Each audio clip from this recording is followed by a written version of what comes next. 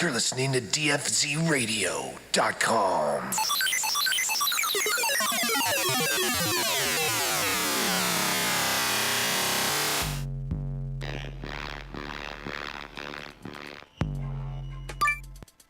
Here we are. Welcome to A Girl in a Garden on DFZRadio.com. This is your host, Emily, and today is the first podcast show of 2015. It is January 6th. I can't believe we're already in 2015. I will say, personally, I am so glad that 2014 is over. It was a fantastic year, it was a rough year, and it was a learning year. And I'm ready for it to be gone. So, welcome to 2015. And A Girl in a Garden has not had a show for a few weeks. Took some time off and went home for Christmas. My family lives in Washington State, so I spent some time up there, got to plant an indoor garden with my dad, and enjoyed a nice New Year's vacation. And I will highly recommend, if you don't do it, everyone needs to take a vacation at least once a year, unplug, and get away from work. It's totally worth it. And it brings back your sanity.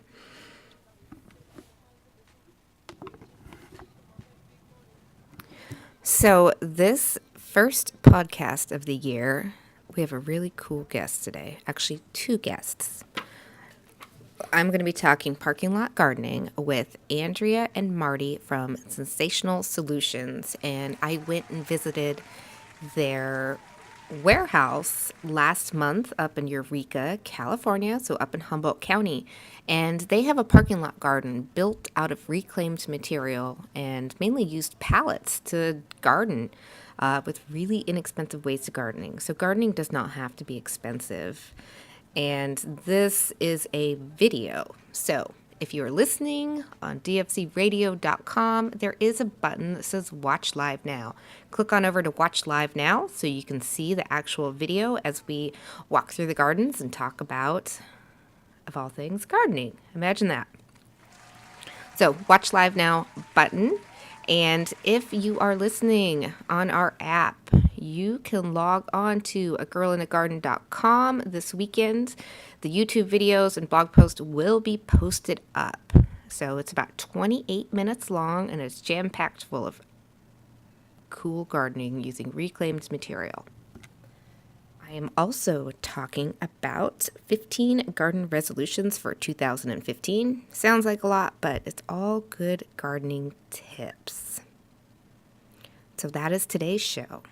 Now, next week, I will be down at our studios. So DFC Radio Studios in Long Beach, California. I will be doing a live show, 5 p.m. Pacific Standard Time, Tuesday.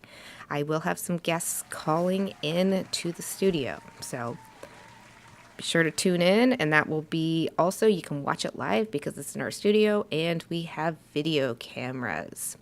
So that one's coming up next week, and I will be slowly releasing more information of who the upcoming guests are and what kind of gardening we will be talking about.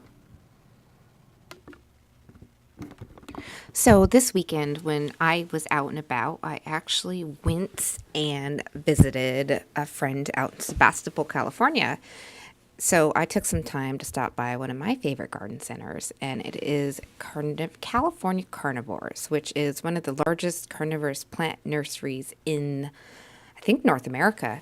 And if you have not heard of the book Savage Garden by Peter, he is actually the owner of California Carnivores. So I stopped in there, and even in the dormant season, so right now most carnivorous plants are in dormancy, they had some amazing displays of carnivorous plants. So if you are watching now, in the background you can see some of the really cool pictures that I took this weekend, and they have an outdoor area, which obviously isn't too impressive right now because everything's in dormancy, especially all the pitcher plants.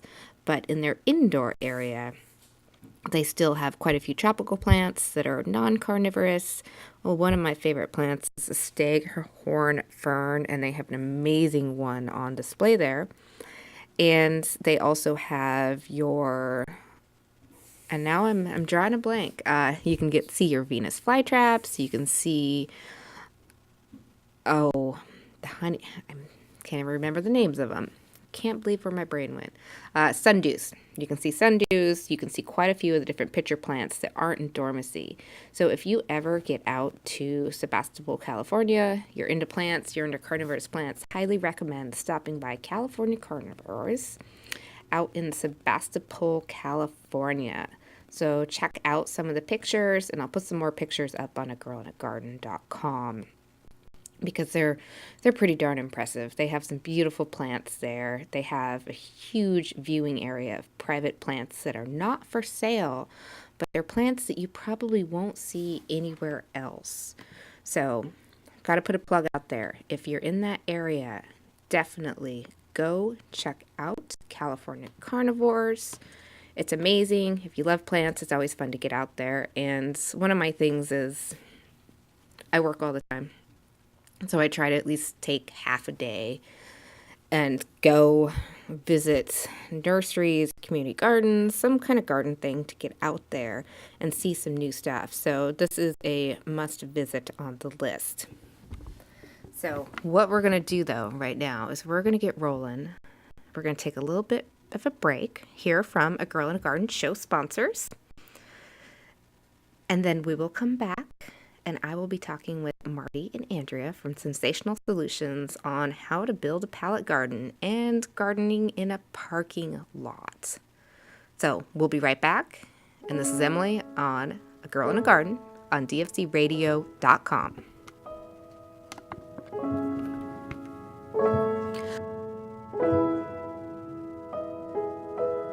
Come on, skinny love, just last the year. For a little soul, we were never here. My, my, my, my, my, my, my, my, my. Staring at the sink of blood and crushed veneer. So my love to wreck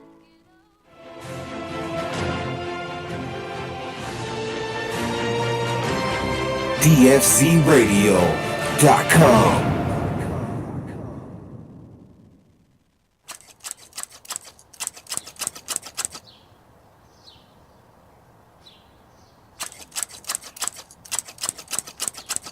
You're listening to A Girl in a Garden on DFCRadio.com.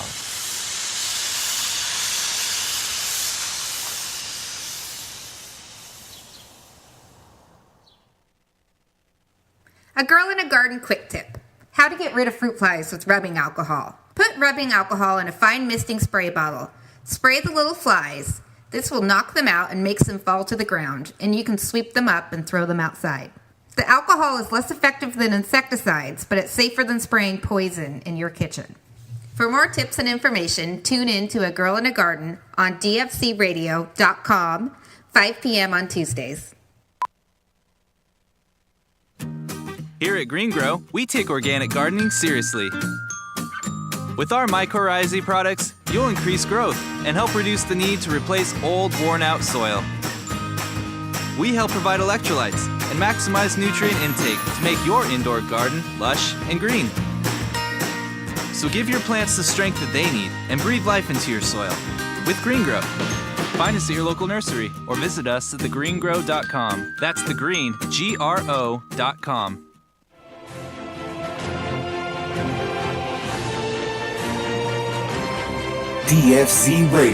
DFCRadio.com.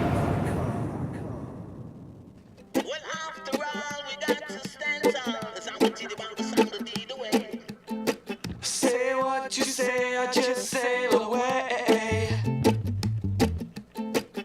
She can't stand me, but I miss her face. I feel like drowning, but the tide's too low. And now I'm waiting for the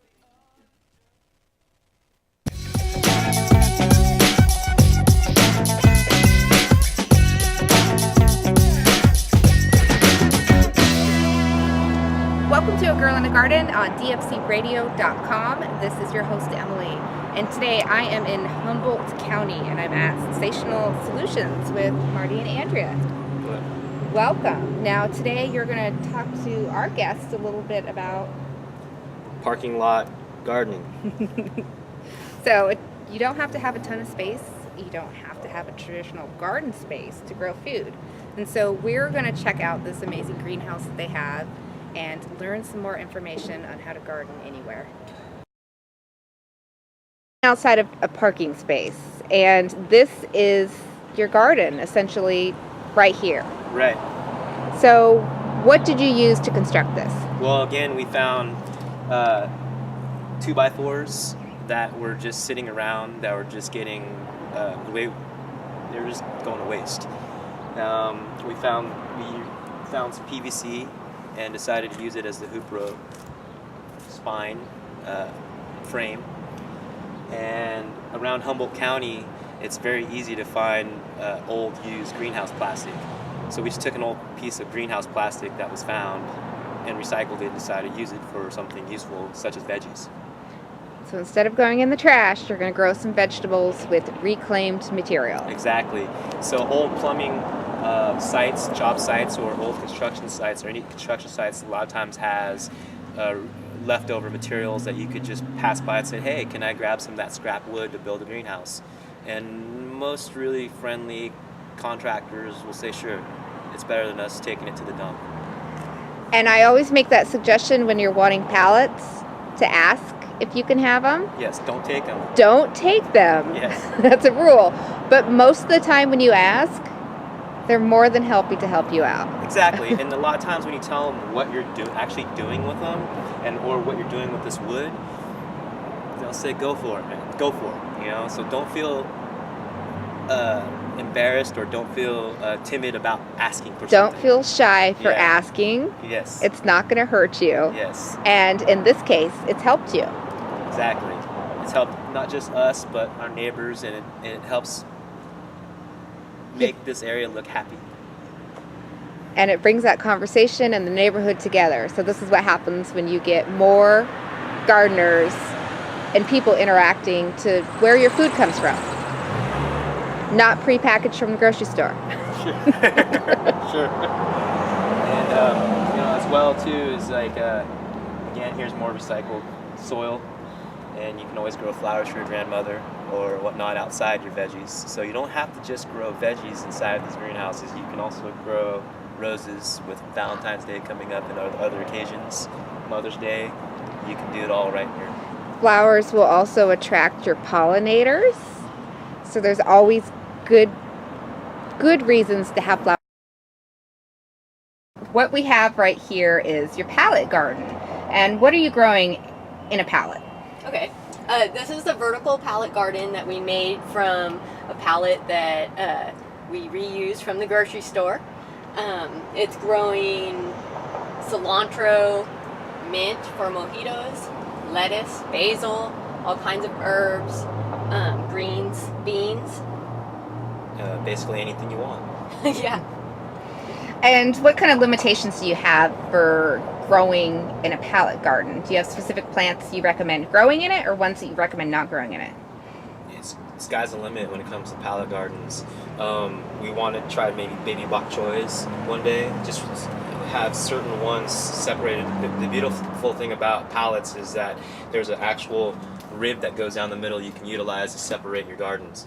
So you can have invasive ones in one side and like mints, which can invade your whole garden, and then you can have those next to spinach. It would be great for strawberries. Strawberries. They would love it. Yeah, sky's the limit, really. I wouldn't do a pumpkin in it so much. Maybe not a vining plant, right. But Yeah, you could do almost any culinary herb, kales, lettuces, anything that leafy greens that you want to. And how do you recommend watering a pallet garden like this? Like this from top down.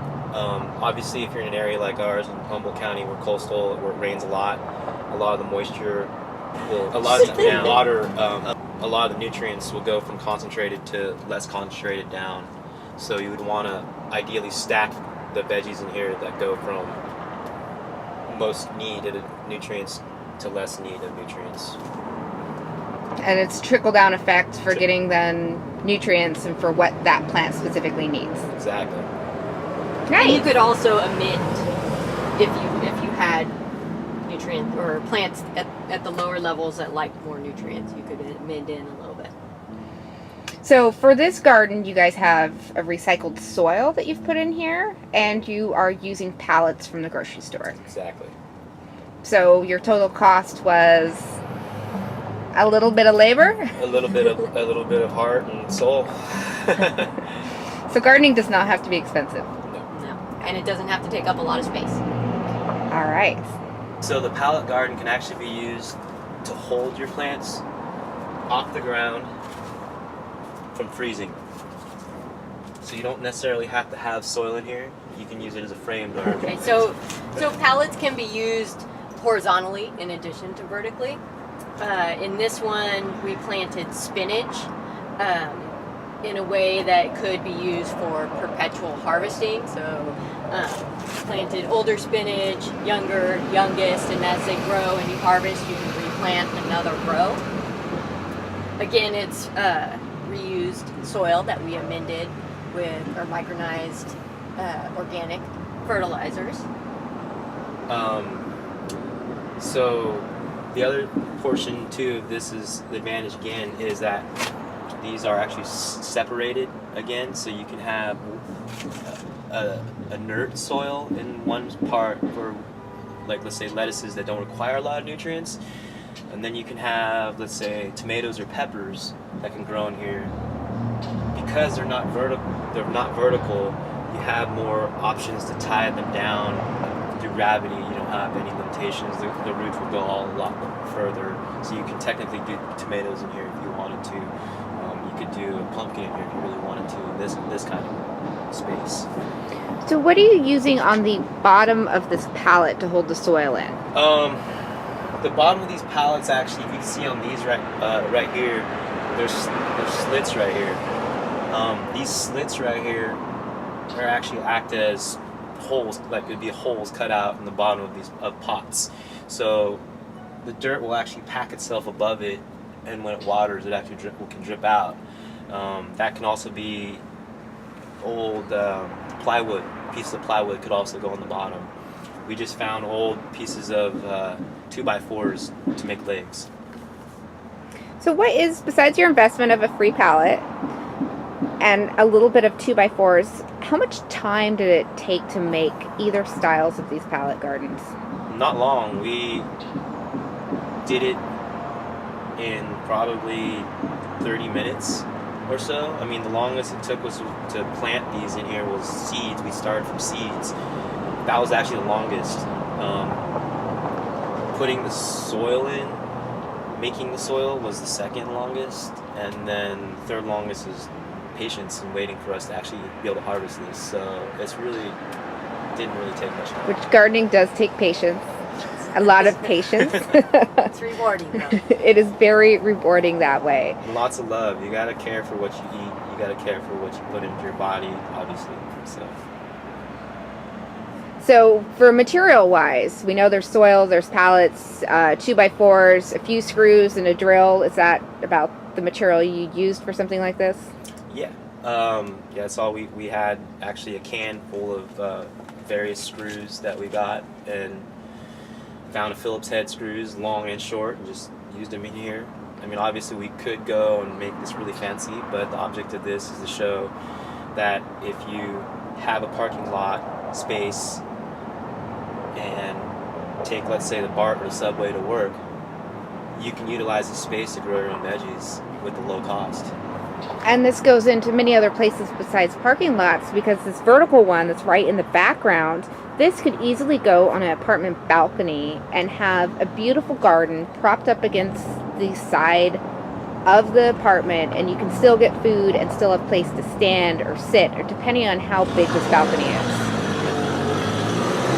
So there's many options, and this garden has shown that this is one parking space with quite a bit of food in here. What kind of plants have we planted in this one parking space?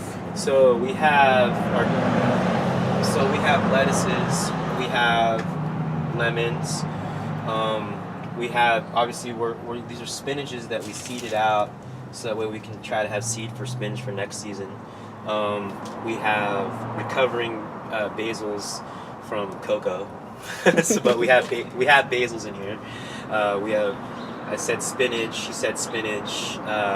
We have Thyme, oregano, rosemary. That is a poppy. And we have wasabi. These are actually wasabi plants, which grows really good up here in the coast. So if you're into sushi growing, this is authentic wasabi right here. And I bet that tastes amazing. So and don't forget kale. And kale, which eat more kale. Yeah. Everyone Right. should eat more kale. It's great in all kinds of stuff. Superfood. Another thing that we're actually have grown that we just started here is a bunch of tobacco starts, because tobacco is a natural pesticide, and so by having these plants not only grown here, you can utilize the oils. The Native Americans use it as salves to help with wounds. So you can soak the leaves, the resins in there, spraying them. They're easily washed off by using soaps or mixing it with any kind of saponin, yucca, dish soap. So it emulsifies it, spreads it out, and it doesn't stick on as much, and it acts as natural pest management. So talking about food, and we grow food so we can have these excellent ingredients to put in your dishes, is in this small space I can think of different drinks you can make. You have mints, I keep thinking of alcohol, so I keep thinking of mojitos because there's mint in here. But there's so many different things that you can make from just having a few simple ingredients. Having fresh rosemary changes a dish to something, to a new level. Some really great pasta recipes you could make from stuff in here.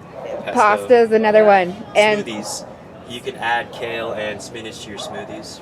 Juicing. Yeah, and by growing strawberries off one of these systems, you can also have strawberries.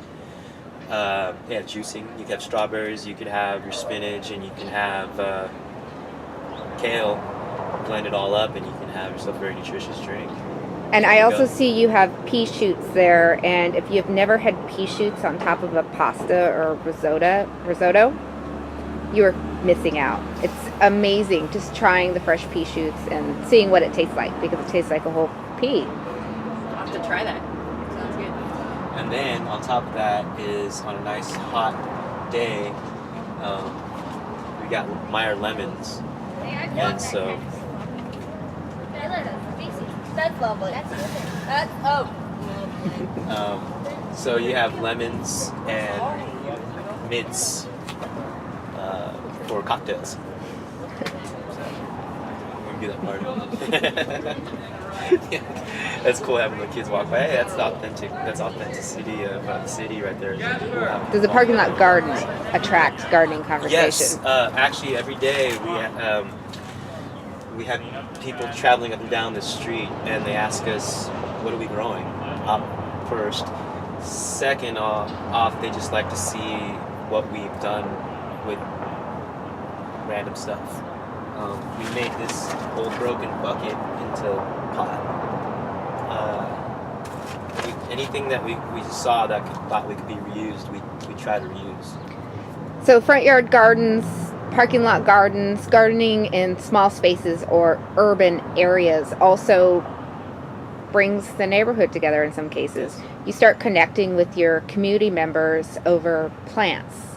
And all of a sudden you're talking to people that you might not have talked to in the past, and you have a passion together, which is growing food and having fresh food. And also like with our neighbors here, we often say, come along when you're out with your dog, and if you feel like you want to eat some leafy greens, we have no problem with that. There's plenty of food, so growing a little garden like this could actually feed more than just yourself. You could feed neighbors. And educate neighbors at the same time. Exactly. And beautify the neighborhood. Which is always a bonus. Yes. So this is a garden bed of kale, and it's not your traditional garden bed. How was this made? Well, we just looked around and found a bunch of random pieces of 2x4s, and as you can see, we stacked them. There's a slit there, but the purpose of the stacking too is to help encourage airflow. and extra drainage. The higher the walls, obviously, the more heat you're going to accumulate, the more problems you're going to have with molds. So we connected the pieces and took old soil and remended it with some Go Green. And here's our 3 different types of kale we have. And what are you growing underneath this planter box? Tobacco starts, and this is part of our self-contained pest management that we have going on here. So using actual plant products or plants for IPM or integrated pest management. The rosemary can do the same thing. The mints can do the same thing as well. So if you combine those 3 products, you have your own pesticide. And healthy plants are less susceptible to fungal, bacterial, and insects and pests. So you always want to start with a healthy garden. Exactly. And then right here we actually have, for the drought, oops, right here. So right here we actually have from the drought, to address the drought, is a self-contained containers.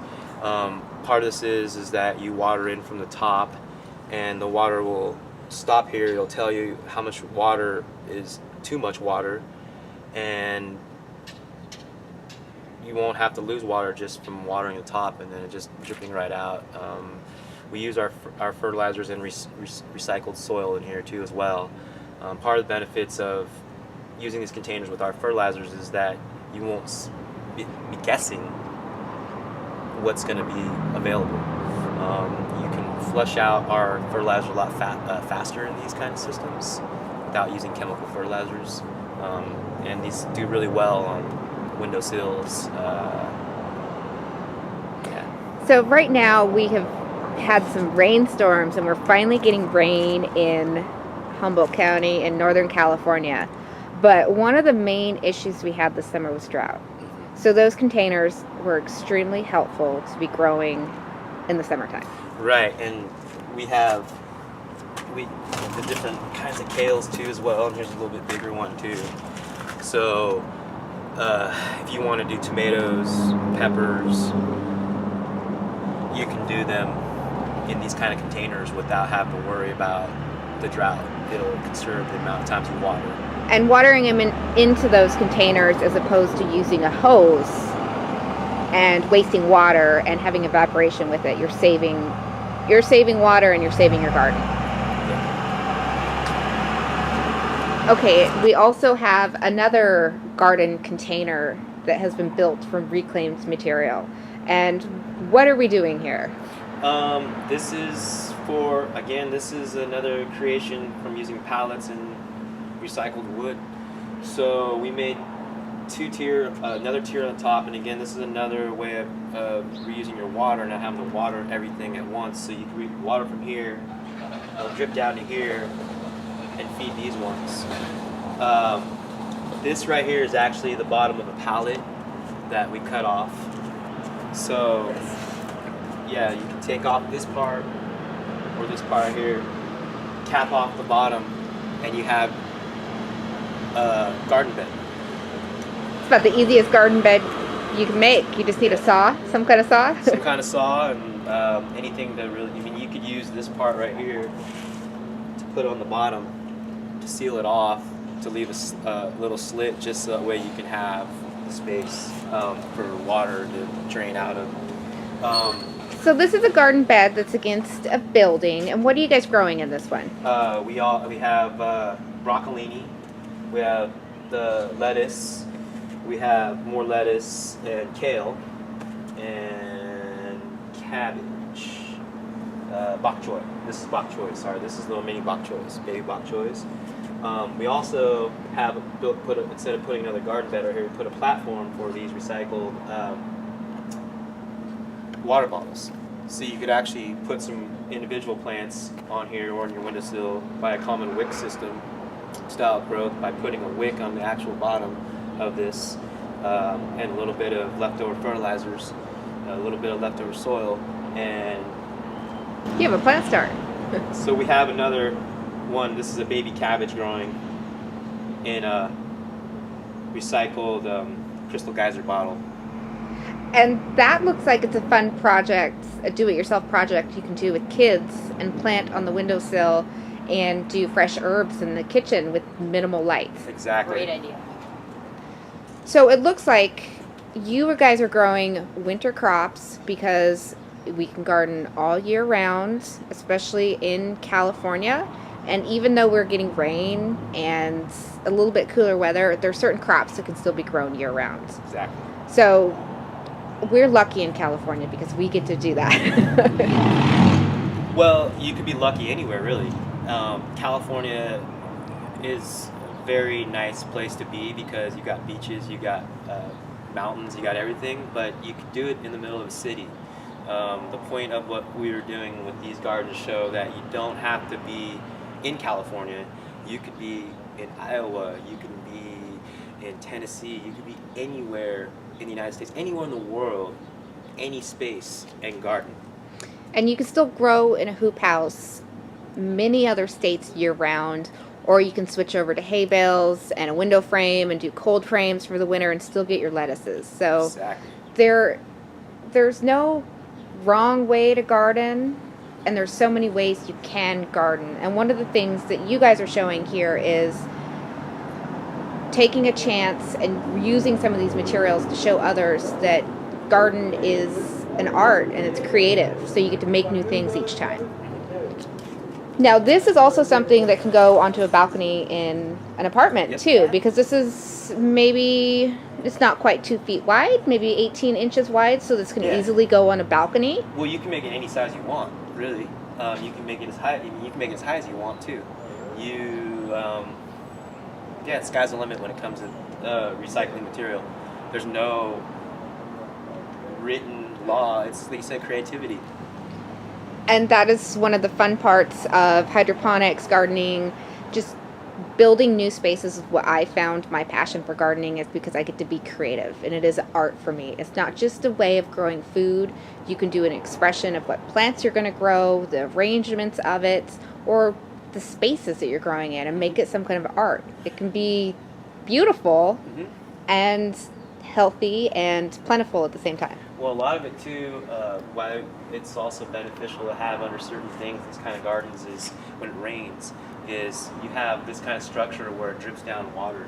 So it's going to come back and drip down on our garden. We don't have to water as much with this kind of garden. So it's pretty self-contained, I would say. So if you have a spot that gets very moist or a gutter that comes down, you can always chop that gutter off and have it gutter right in here. And so if you have a drought or anything, you can learn how to grow without city water. You can use reclaimed water to grow your food instead of using the faucet, or if we're in a drought again, like we've been talking about, there's many ways that you can still use water and reclaim materials to grow food. Exactly. So right now we're standing inside Sensational Solutions workshop, but you guys have also made it into a little workspace area for your garden. And what we're looking at is pallets, some different wood, a container to have your soil in, and just a few tools to make this garden. Exactly. And down here you can see that we're tearing apart a pallet, and we already cut off that one end, but we can cut off this end and make another little mini bed. You've got this part you can use to create the bottom so the soil doesn't come out, and then water. So can slats on drain the out here as well. pallets, like it doesn't have to be tightly put together, so it doesn't have to be this perfect square of a puzzle. When you think of gardening, sometimes you think of your containers that have to be completely round, completely put together, aesthetically pleasing, and when you build some of this stuff, the lines might not add up all the way. There might be some little gaps. It's going to help with drainage, and it's also going to help with aeration, get air in there. So there's many different things you can do in building these pallet gardens. Now, one of the things I really like about using reclaimed materials is it's a great do-it-yourself project on your own, or it's something you can do with your kids or as a family. And these are projects that are fun. I believe you said some of them took about 30 minutes to make. Yeah. So not huge projects. I know when I start building gardens, sometimes it becomes an 8-hour project. But these ones you can still do in a minimal time. Keeps kids' attentions with them. Plant some seeds together and check it in a little bit, and there's seeds coming up. There's food coming up. And it's a fun project. Now, with the pallet thing, you can be creative, and it's not always a aesthetically pleasing, but the results you get from doing a family project together. It comes out. It's more. It's I built this. I did this as a family. Becomes a lot different than going. I went and bought containers and I made it perfect, and you kind of put that style in it with your gardening. Exactly, and it's just like everything in life is you can have looks aren't everything. It's all about what is projected from the inside out. And so that's the same thing with vegetables and your flowers, mainly vegetables, because you could have the most perfect looking tomato but not taste really good because its insides are pretty watered down, or it could be however it looks and you take a bite into it and it's the most juicy, flavorful thing you've ever had. So looks really do not determine your outcome.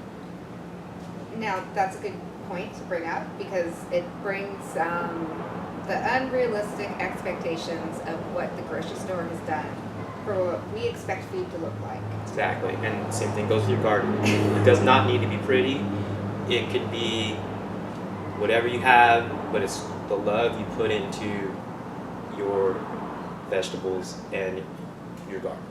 And you're going to find when you taste that homegrown tomato, it's grown in something that you've made, versus a tomato that was picked green, gas red, and ends up perfect, round, red thing on the grocery store shelf. And taste the difference in it. Looks can be deceiving.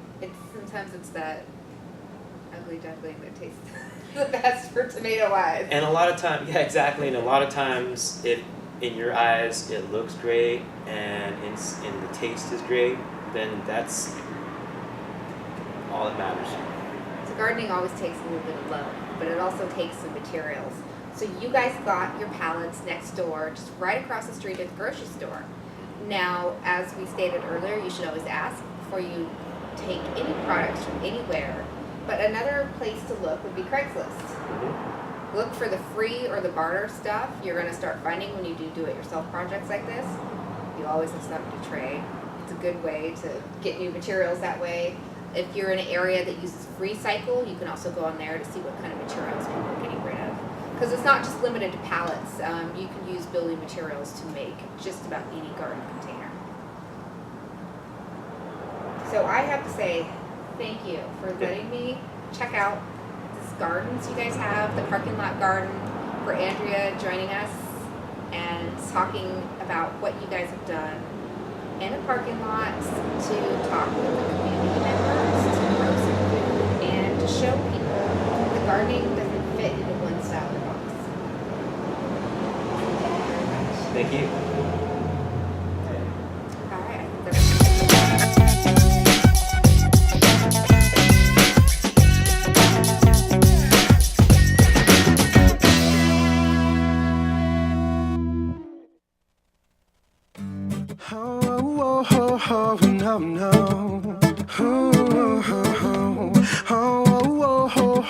No. Well, this is how it starts. Two lovers in the dark on the run from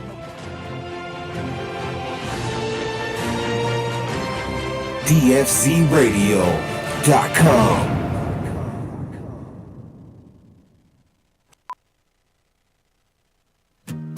Here at Green Grow, we take organic gardening seriously.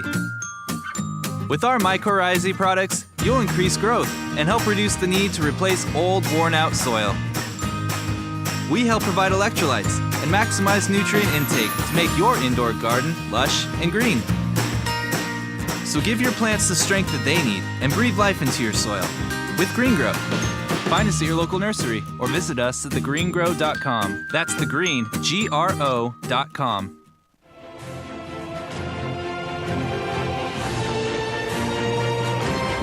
DFZRadio.com.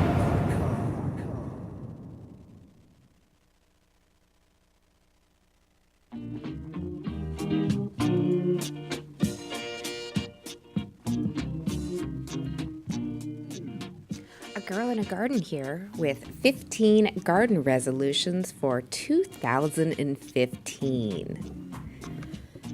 It might sound like a lot, but they are some good ones, I promise. Number 1, grow more food, period. Plant with the seasons. Gardening just does not need to be a spring or summer activity. You can grow year-round in many places, even in the winter. Microgreens, herbs, and lettuces are also very easy to grow indoors on a windowsill or with T5 lighting. Basic light setups can be found at hydroponic shops or at your local garden center. Number 2, start more plants from seeds instead of buying starts. Seed catalogs are out for 2015. Check your mail. Now, if you have not gotten into seed catalogs, be careful. It's very, very dangerous territory. And remember to stick to your budget. Some of my personal favorites are Territorial Seed Company and Baker Creek Heirloom Seeds. Number 3, when buying plant starts, purchase local. And when I say local, I say your local independent garden center. Don't roll over to the big box stores to pick up plants. Purchase local. So visit your independent garden center and check online for local plant swaps. You can also find local plants at your local community farmers markets, and typically the community centers will do plant swaps in the springtime. So check Craigslist as well. Number 4, save water. Choose drought-tolerant plants or native plants, and remember to mulch, mulch, mulch. Another good way to save water is installing a drip system on a timer.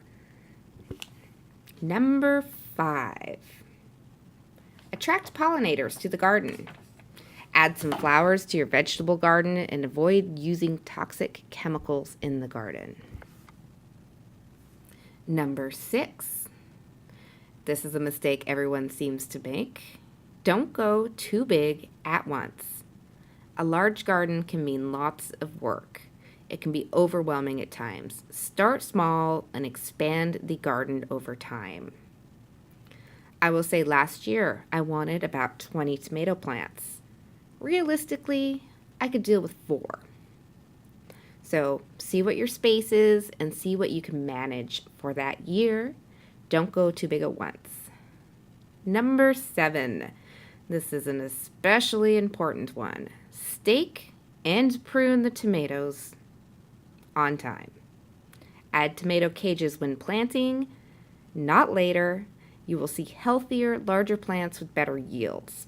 And if you didn't know, plants do not grow as bushes on the ground. They actually grow up, and you can get some amazing tomato plants when you do a little bit of training with the branches. Number 8. This is another one I am super guilty of. Draw up a garden plan each year so you know what you planted where. I love the little garden tags you use in the garden, but I will say they seem to get lost or go away, and I never remember what I planted. So draw it up and keep it somewhere that you know. Number 9. Choose plants suitable to your region or USDA hardiness zone.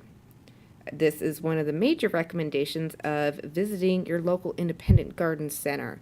A lot of times big box stores will have beautiful plants, but they are not for your region, and they will die, unfortunately. Number 10, check your soil pH before you plant and make amendments as needed. Feed the soil so you can feed the plants. Number 11, compost. Just do it. You can compost way more than you think. Just avoid meats and dairy products in the garden, and remember to turn your compost. And compost is an amazing amendment to add into your garden when you're planting. Number 12, one of the most important ones. Have fun. Don't be afraid to experiment in the garden, and it's not the end of the world if you kill a few plants. It's all about the learning process. And I will say from experience, from quite a bit of experience. Every time you kill a plant, you'll learn a way of what to do better the next time. So take it from an expert. Number 13, treat your garden as your gym and therapist. Working in the dirt can clear your mind, and it's great exercise. And at the end of the year, you get tomatoes. So how can you argue with that?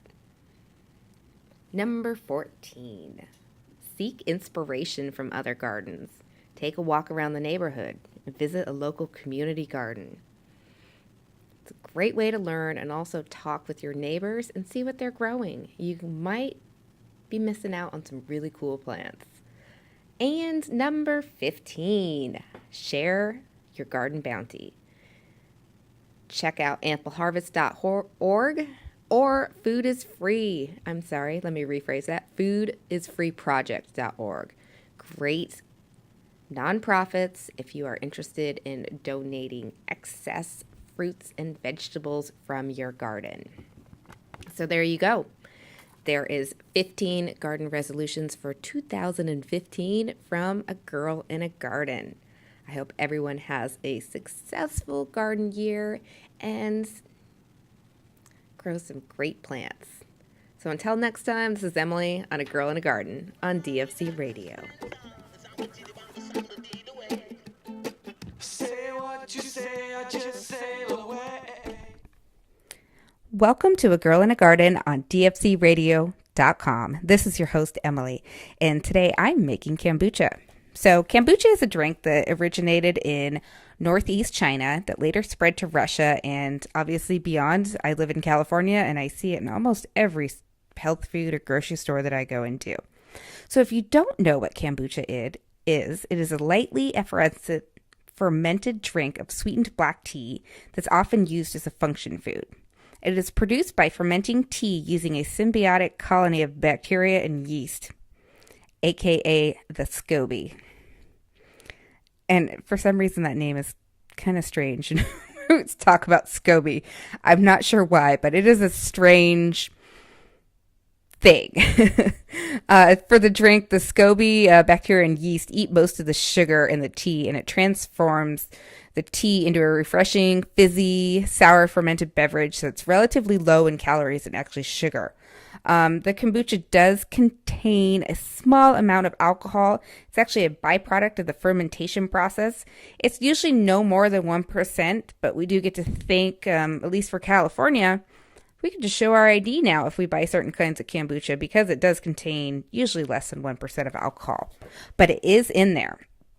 So the SCOBY, as I was saying, it's strange. It floats, it's rubbery, slightly spongy, it's brown. For some reason, it reminds me of liver.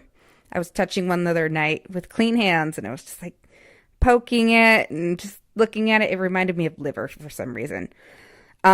Stringy bits hang from it when fermenting, and it also, here's the weirdest part of it, it produces a daughter that can be used for the next batch.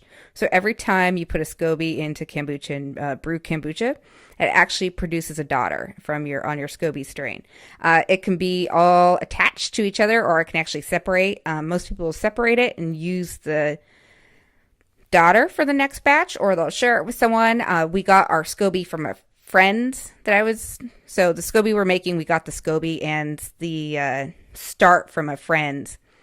So you can pass it on or save it or continue using it if you want lots of batches of kombucha. But it's strange. It's a weird little cool thing, though. I have to say it is cool. So for kombucha, this is what I used. You do need, the number one thing is a SCOBY. So you need a SCOBY and you need a little bit of tea start. So you need at least 2 cups of tea start from your last batch of kombucha. You need those 2 ingredients for sure. So those are from your last batch and you want to continue on. It's kind of like the sourdough starts. You always keep a little bit and then you start passing it on.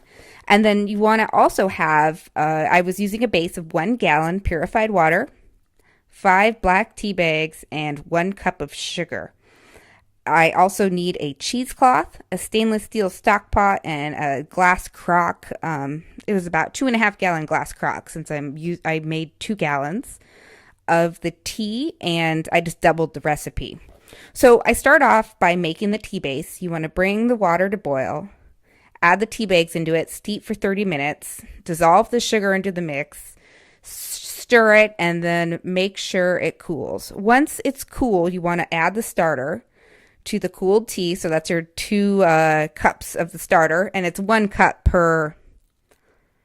Well, it's 1 cup starter per 1 gallon of kombucha. So I'm adding 2 gallons because I doubled it. I add that into it, and then I transfer into the glass crock. And we want to make sure that this is with extremely clean hands. Treat your kitchen like a lab. I've said this a gazillion times. So once it's transferred into the crock, you want to add the SCOBY. Once the SCOBY's added, you want to cover the crock with cheesecloth, and then you ferment for 7 to 10 days out of direct sunlight and at room temperature. And you do want to check the kombucha and the SCOBY periodically throughout the fermentation process. And it is normal for the SCOBY to float at the top, bottom, middle, sideways. And after a few days, a new cream-colored layer of SCOBY should start to form. And this is actually the daughter that I was talking about. So it forms a new layer or it separates, again, totally normal. And after day 7 or at day 7, you want to start tasting daily. And when it reaches a balance of sweetness and tartness that's pleasant to what you want for taste, it's time to bottle. So you want to, when it's time to bottle, first you want to remove the SCOBY and set that aside. And depending on how many gallons of kombucha you're going to start, again, you want to set aside the 1 cup per gallon of the kombucha mixture. So you want to set that aside for your next batch, and then it's ready to bottle.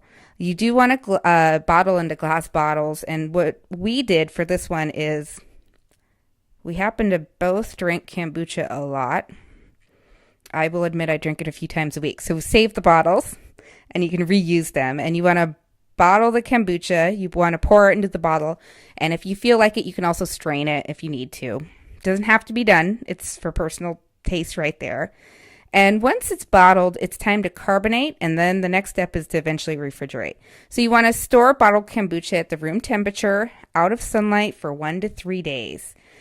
This is where the carbonation happens, and once it is done or reaches the carbonation level that you want, you would move it to the refrigerator, and it does need to be consumed within a month.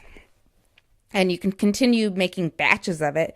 It's very inexpensive to make. If I add up my time and money and how much it is, it's pretty inexpensive compared to, it's typically $2.99 for, I think, 16 ounces at the grocery store. So it's something super easy. You can add in different flavorings. This one, we just did a basic kombucha with the black tea, the SCOBY, and it's just a plain one. There are some great flavored ones out there. If you have not tried it, definitely, you can buy it at Whole Foods, which I seem to shop at way too often, or some people might call it Whole Paycheck. But you can buy it at any co-op, a lot of health food stores, and it's starting to pop up in almost any grocery store. It's kind of a different taste. It's fermented, and I will honestly say the first experience I had with kombucha was a company I used to work for, our CEO used to only drink that. And I just remember reading it, and it has lactobacillus in it, and it's a whole bunch of really good probiotics, and he kept telling me how good it is. And then he poured a little bit for me, and I drank it, and it's an acquired taste. At first, I thought it was different, and now I drink it all the time, so it is pretty good, and it's full of probiotics. This is one of the reasons that they call it as a function food, because it has a function that does something for you. So it's pretty easy to make, and I will have the recipes, and there's pictures if you're watching. We'll go through the different steps of each thing that I did for this, but pretty easy, pretty fun, something to experiment with and add something new to what you're drinking. And it's still relatively healthy. Like I said, low in calories, low in sugar. And if you compare that to a pop, and yes, I say pop, not soda. If you compare that to a pop, it's very low calorie. So it's something light, refreshing, different. Try it though. So this is Emily with The Girl in a Garden on dfcradio.com. Youngsters with shovel, and we don't need no trouble.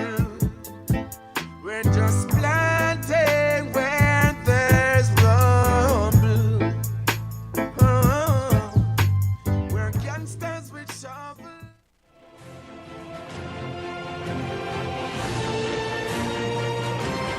dfcradio.com.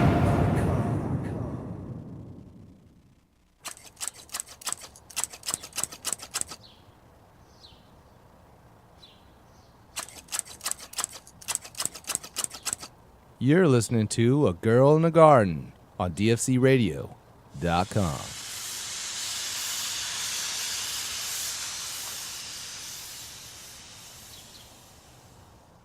A Girl in a Garden quick tip. How to protect your newly planted seedlings. And who knows what's walking around your garden at night or what cat might be using your nice, beautiful raised bed as a cat box. So to deter them, you can use screening. You can put it around your plants so you can cover them. And then once that the seedlings emerge, you can bend the screening to make cages. For more tips and information, tune in to A Girl in a Garden, 5 p.m. Tuesday on dfcradio.com. Here at Green Grow, we take organic gardening seriously. With our mycorrhizae products, you'll increase growth and help reduce the need to replace old, worn-out soil. We help provide electrolytes and maximize nutrient intake to make your indoor garden lush and green. So give your plants the strength that they need and breathe life into your soil with Green Grow. Find us at your local nursery or visit us at thegreengrow.com. That's the green, GRO.com.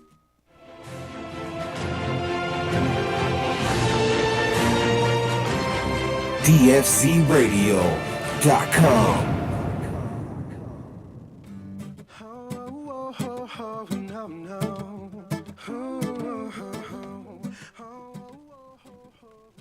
Welcome back to A Girl in a Garden on dfcradio.com. This is your host, Emily, and I have to say a big thank you to Andrea and Marty from Sensational Solutions for taking time on a Saturday and letting me stop by their warehouse in Eureka up in Humboldt County and showing their really cool garden. So thank you, and those videos will be posted up onto agirlinagarden.com if you did not have a chance to watch the video. So definitely check that one out this weekend. Again, next week's show, Tuesday, 5 p.m. on DFC Radio, will be live. I will be in the Long Beach studio. And I'll also be a guest on Wednesday on the Heavy Teas Grow Show next week. So tune in. I'll actually be talking about lighting, what I do with my day job. So you will have to tune in on Wednesday, next Wednesday, to see what kind of lighting I'm talking about. And I will have some guests calling in to the live show next Tuesday on A Girl in a Garden. So if you have questions, suggestions, anything you need, give me a call or find me on Facebook. Send me a message. I'd love to answer some of your gardening questions and start up a new segment of Gardening Question of the Week. So send over your pictures. You can also send me an email at agirlinagarden@gmail.com. Post them on Facebook, Instagram, lots of ways to get a hold of me. So until next week, this is Emily on A Girl in a Garden on dfcradio.com.